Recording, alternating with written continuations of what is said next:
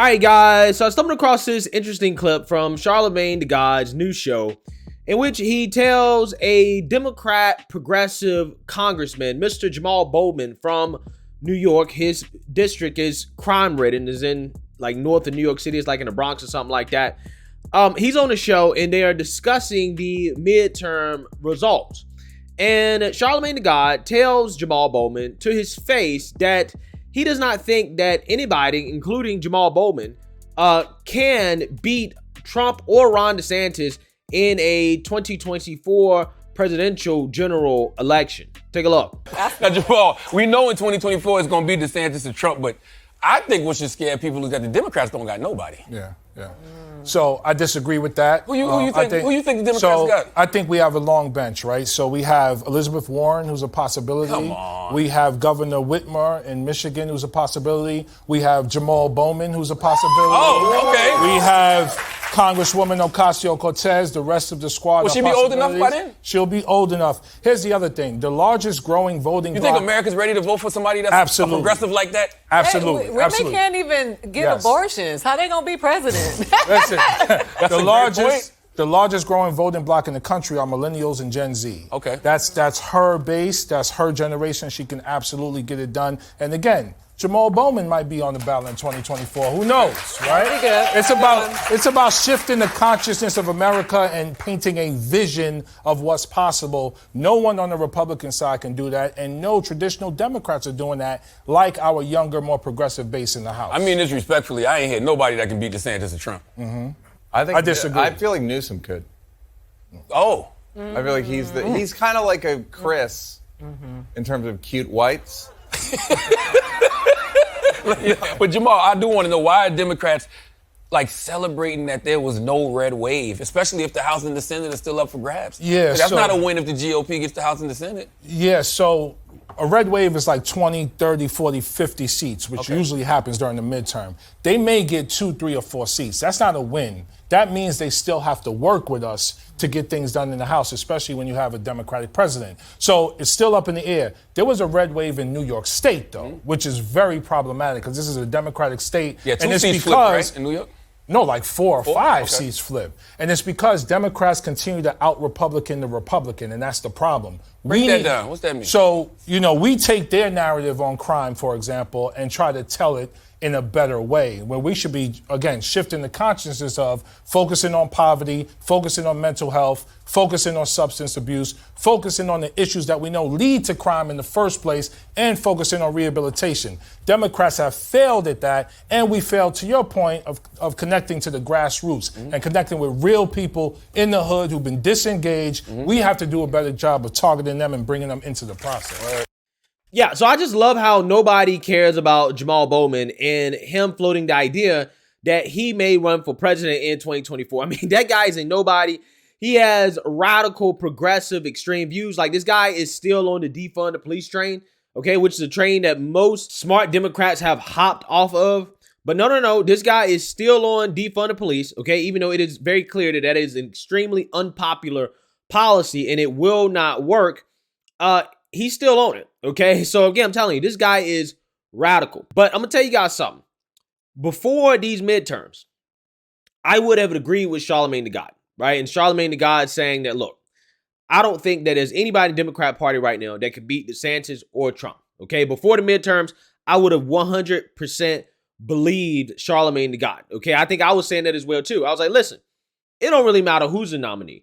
I think Trump or DeSantis is going to beat Biden. All right, or anybody that Democrats put up because they don't have anybody. And given the state of the country, whether we're talking about inflation, gas prices, the economy, crime, the border, the fact that the Joe Biden and the Democrats keep trying to take away our basic civil liberties and rights while at the same time lying to us to our face about the condition of this country, I said there's no rational person that's going to go out here and continue to vote Democrat, okay? No way, no how, okay? But I learned during the midterms that Democrat voters are, in fact, not rational people, okay? They're not rational. That is the only reason that anybody could go out and vote for a Democrat in 2022. They're simply not rational people. And we saw that in the exit polls as the Democrats basically won because single unmarried women went out in droves and voted for them simply over the issue of abortion. Okay. And that is what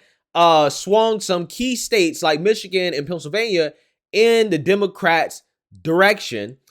Simply because, again, you had some of the most irrational people in this country, which is young college women. Okay. The thotty vote. They went out there and voted for Democrats no matter what, simply over this issue. They didn't care who they were voting for, even if that individual was incoherent, like John Fetterman.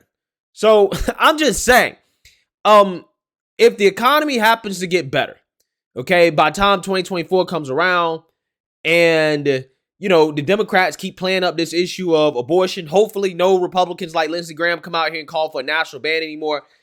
If they keep playing up this issue, they're going to be hard to beat in 2024 because, again, Democrats simply don't care. Like, they're just going to vote D no matter what.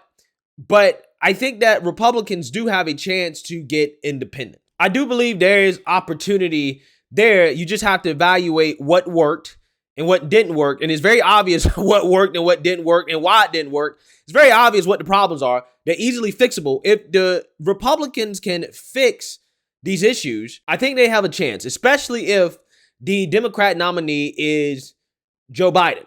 But, the mainstream liberal media already is coming out and they're in full 2024 mode and attacking any potential GOP nominee. Like, for example, they're going after Ron DeSantis, okay? And they are going after DeSantis probably in one of the most underhanded ways possible. As CBS, in the finale of their show, The Good Fight, they depicted Ron DeSantis as a sex offender.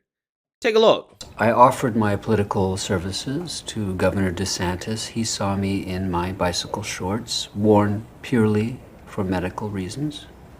And he invited me onto his staff. Little did I know what he meant by staff. Oh, my God. God, yes, Diane. That's who I prayed to. And I took the job. And this is where it gets more, shall we say, ribbled. Ron invited me to CPAC so I could work on his speech. And then, and there, he drugged me and forced me into oral sex. Now, ultimately, the dude was lying in a television show and DeSantis didn't do anything. But again, this is the type of stuff that comes from the mainstream liberal media. Okay, this is the type of programming that they try to do to people in order to sway their opinion on public figures. Again, I don't know who thought it was acceptable to write a script like that where, again, Ron DeSantis would be accused or falsely accused of being a sex offender. Again, I'm just saying, what type of, message does that send to people who are casually just watching the show and they may not know much about Ron DeSantis, right? The first thing they think about is that, that was the guy that was falsely accused of the show. You see what I'm saying? So this kind of plays into what a lot of people who are basically Trump or nothing, right?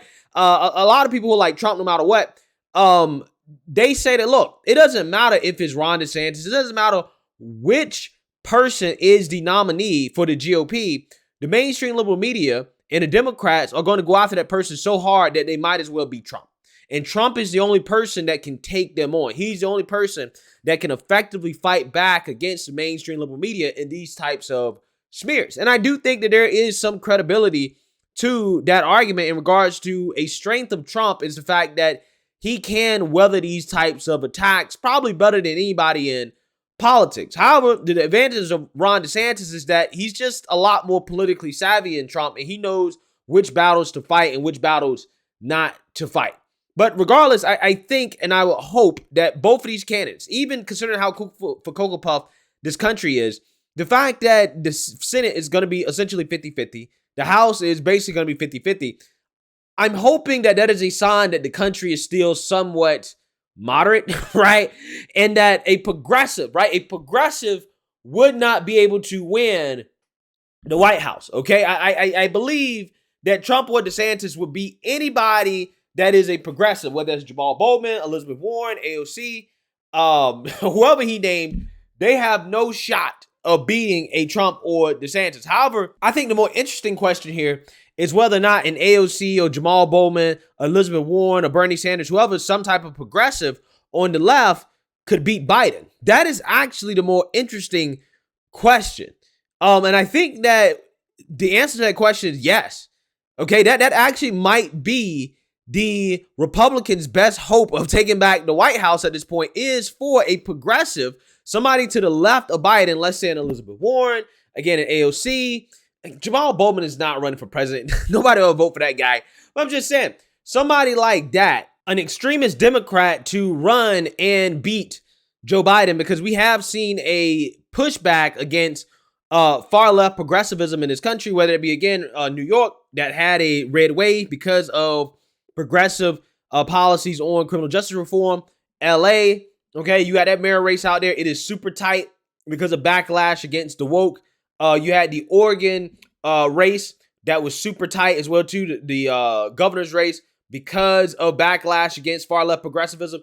We are seeing a backlash against the far left and their extremeness in this country. And if one of their extreme candidates happens to win a Democrat primary, that could present the best opportunity for Republicans, a Republican nominee, to win. But if a moderate Democrat happens to take down Joe Biden, then it would be a lot tougher, okay? If the Democrats do have a primary, that is, which, I mean, if I was Democrats, I would. Them not doing as bad during the midterms may motivate them not to have a primary and to just keep Joe Biden in the run with Joe Biden, which I think would be a mistake for them, because I do believe that, you know, DeSantis or Trump, most likely DeSantis, he'd be the most likely one, could beat Joe Biden under the right conditions, okay? If the Republicans can just fix some of these issues that they had in the midterms that I think hindered them, mainly don't give young college thoughts a reason to come out and vote in droves like they did during this midterm election, I think that there's a chance that DeSantis or Trump could possibly take down Joe Biden. So let me know what you guys think. Make sure you like, comment, and subscribe. Most importantly, share a Black conservative perspective. Peace.